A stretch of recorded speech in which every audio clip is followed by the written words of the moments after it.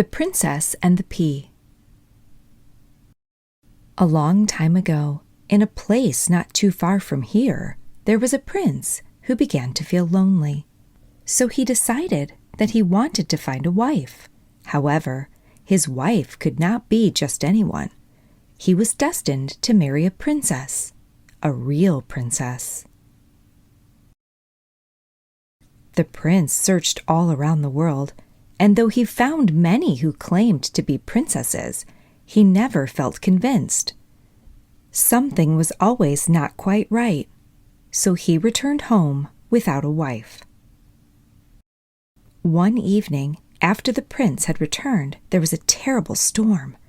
Shockingly, in the midst of this horrible storm, there was a knock at the door. The king went to see who would dare travel in this awful weather. To everyone's surprise, it was a princess. She was beautiful, but she did not look like a princess. Her hair and clothes were soaked through, and even her shoes were filled with water. Nonetheless, she promised she was a real princess. "Well, we shall soon find out," said the queen. She had a plan to find out if this girl was a true princess.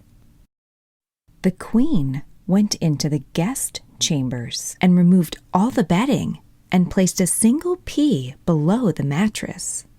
She then placed 20 more mattresses on top of the pea and 20 feather beds on top of the mattresses.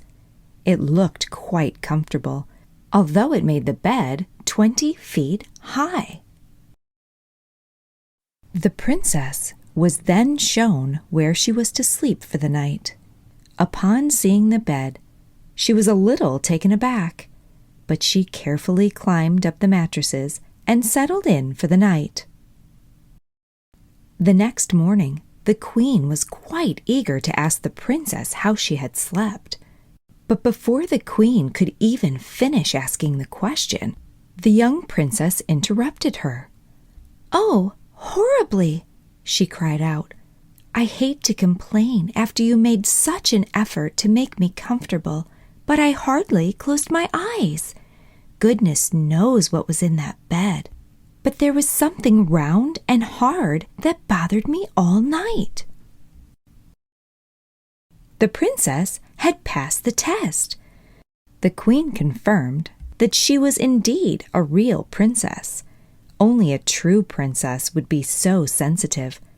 The prince was overjoyed to finally find his princess. He wanted to marry her at once.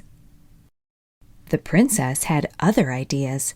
She chose to get to know the prince first, which she did. In good time, the two fell in love and were married and lived happily ever after.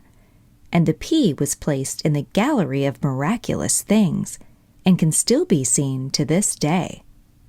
The end.